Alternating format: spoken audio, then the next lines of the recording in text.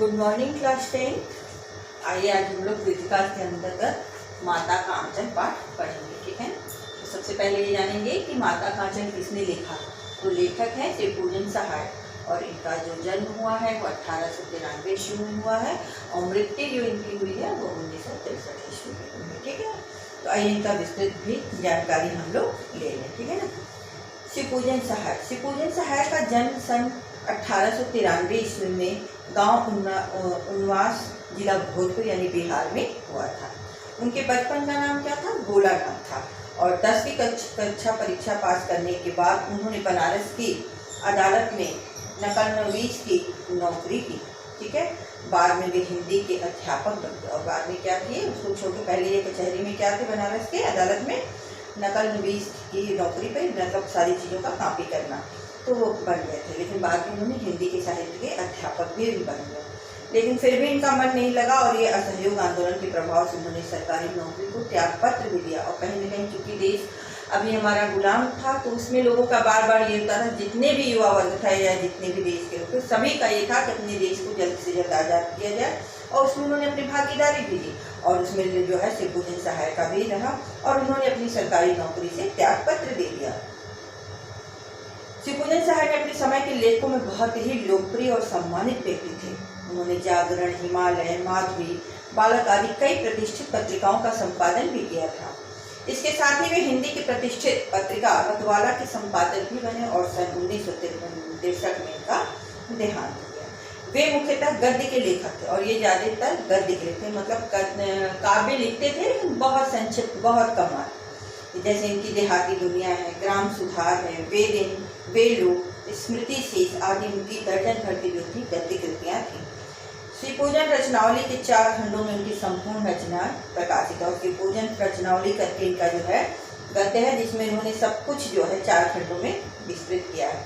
और उनकी रचनाओं में लोक जीवन और लोक संस्कृति के प्रसंग ही देखने को मिलते हैं, यानी हम आम लोगों के बीच की ही बातें इन्होंने लिखी हैं और कही हैं। ठीक है, सबसे पहले हम लोग देखते हैं कि माता के आंचल में क्या है। इसमें यहाँ पे उन्होंने दिखाया है जो इनकी देहाती दुनिया है उससे इन्होंने उद्धृत किया है। तो सन 1926 में प्रकाशित देहाती दुनिया के उनसे ये पहला आंचलिक उपन्यास माना जाता है। इतना ही नहीं, यह स्मरण शिल्प में भी लिखा गया है और हिंदी का पहला उपन्यास भी माना जाता है।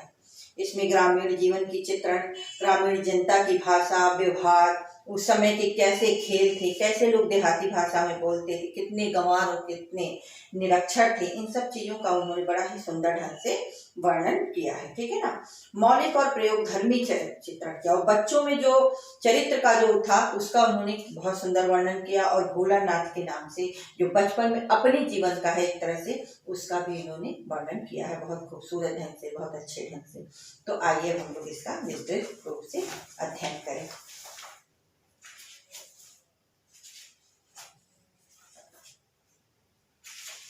ठीक है, पहला ही इनका जो है दोहे से है एक तरह से छोटे से मुहावरे टाइप से, जहाँ लड़कों का संग तहाँ बाजे मृदंग, जहाँ बुढ़ों का संग तहाँ खर्चे का तंग। यानी इन्होंने पहले ही लाइन में बताया कि जहाँ लड़कों का संग होता है यहाँ मौज मस्ती ढोल धपाल होता रहता है।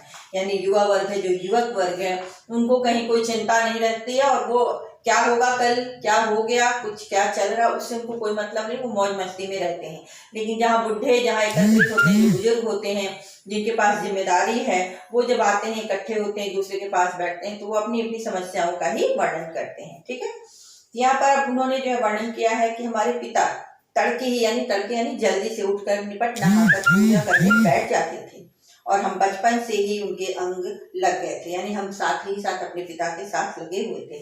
माता का केवल संबंध इनका कैसे था? दूध पीने का था, इसलिए पिता के साथ ही हम भी बाहर ही की बैठक में सोया करते थे। और जो भोलानाथ थे यानी लेखक थे वो अपने पिता के साथ ही रहते थे, वो अपने साथ ही हमें भी उठाते और साथ में ही हमें भी नहला धुलाकर पूजा पर बिठा दिया करते थे और हम भी भभूत का तिलक लगा लेते के लिए उनसे बार बार यानी उनको बार बार परेशान करते थे कि आप मुझे भी जो है तिलक लगा दिए और कुछ हंस कर और कुछ झुझलाकर उनके पिता उनके सर पर टीका लगा देते थे और भभूत रमाने से हम खासे भंगोला जैसे लगते भी थे और जब हमको भभूत का जो टीका लग जाता था तो हम अच्छे खासे भंगोला से दिखते थे।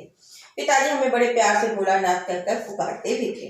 असल में हमारा नाम तारकेश्वर नाथ था और हम भी उनको बाबू जी कहकर पुकारा करते थे और माता को मैया। और हमारा असल में नाम क्या था? तारकेश्वर नाथ था। और बाबूजी हमें बाबू कहके भोलानाथ कहकर पुकारा करते थे और माता मैया। जब बाबूजी रामायण का पाठ करते तब भी हम उनके बगल में बैठे बैठे आईने में अपना मुंह निहारा करते थे और जब वो हमारे ओर देखते तब हम कुछ लजाकर कुछ मुस्कुराकर आईना नीचे रख देते और वह भी मुस्कुरा पड़ता। और जब हम अपने को शीशे में देख के मुस्कुराते और जहाँ हम पिता को देखते हो, पिता हमारे हमको देखने पर मैं लजा जाता था और वो भी मुस्कुरा देते थे जब हम आईना रख देते थे।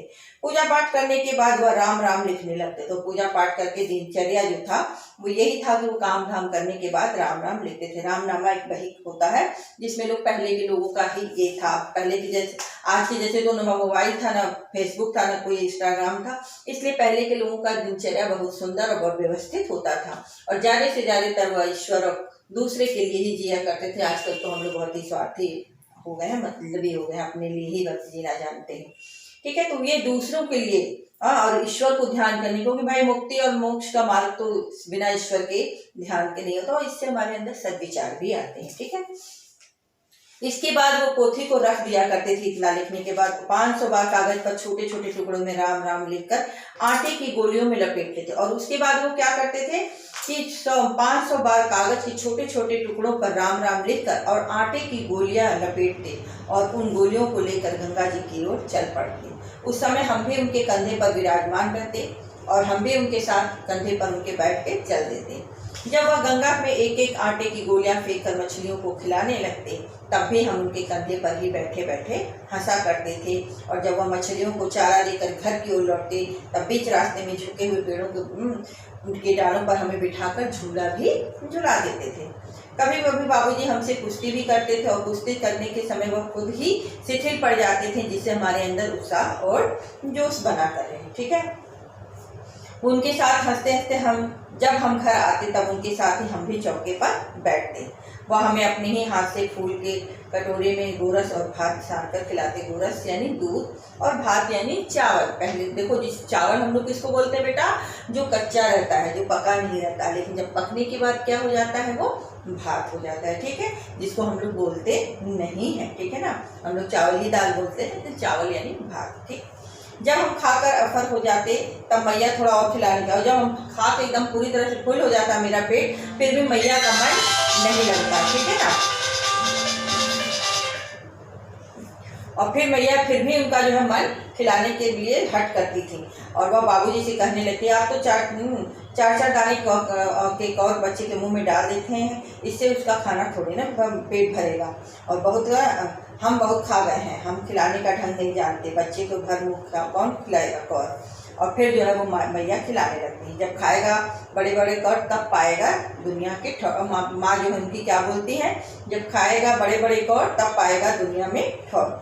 देखिए, मैं खिलाती हूँ मर्दुए, क्या जाने कि बच्चों को कैसे खिलाना चाहिए।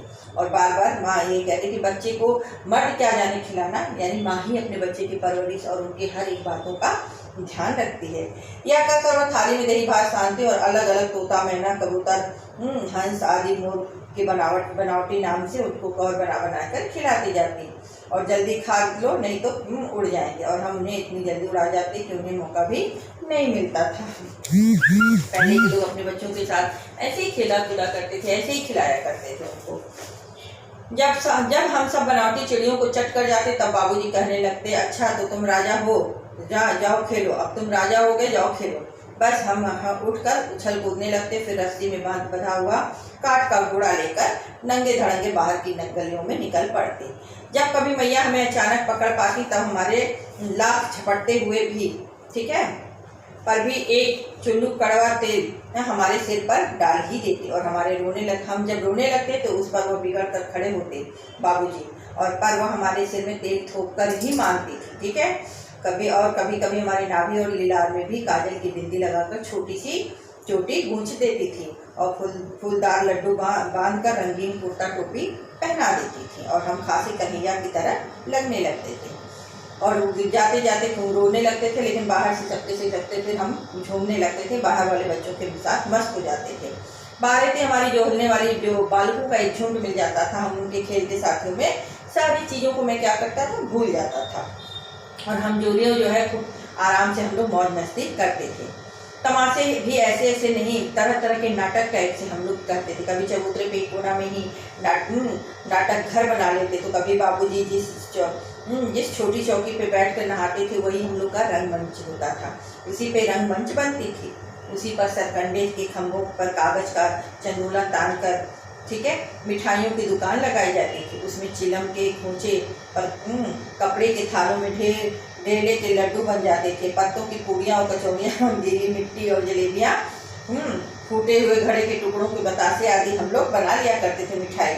और ठीकरों के बटखरे और जस्ते के छोटे छोटे टुकड़ों के पैसे बना लेते थे। और हम ही लोग खरीदार थे और हम ही लोग दुकानदार भी थे। यानी आपस में बच्चे जब खेलते हैं तो कोई बेचने वाला हो जाता था और कोई खरीदने वाला हो जाता था। और बाबूजी भी 2-4 गोरखपुरिये पैसे खरीद ही लेते थे। इस तरह से करके थोड़ी देर में मिठाइयों की दुकान बढ़ाकर हम लोग घरौंदा भी बना ले थे, और उसको हटाने के बाद फिर घरौंदा बनाते थे। धूल की मेड़, दीवार बत्ती और तिनकू का छप्पर, दातुन के खंभे, दियासलाई की पेटियाँ की किवाड़, घड़े के मुहल्ले में चूल्हा चक्की, दिए की कढ़ाई और बाबूजी की पूजा वाली आचमनी जो है कलछी बन जाती थी। पानी के घी, धूल के पिसान और बालू की चीनी से हम लोग जेवनार भी तैयार करते, जेवनार यानी भोजन भी तैयार कर लेते थे। और हम ही लोग ज़्यादा जेवनार करते और हम ही लोग जेवनार बैठ के बनाते थे। जब पंगत बैठ जाता तभी बाबूजी धीरे धीरे से आकर पात के अंत में जीवने के लिए बैठ जाते, और उनको बैठते देखते ही हम लोग हंसकर घरौंदा बिगाड़ कर भाग चलते, और वो भी हंसते हंसते लोटपोट हो जाते थे और कहने लगते थे फिर कब भोज होगा भोलाना। और इस तरह से करके फिर वो हंसी मजाक करते और फिर जो है वो अपने घर चले जाते, और बच्चे भी खेल बिगाड़ते हुए घर चलते। तो आज के लिए नहीं है।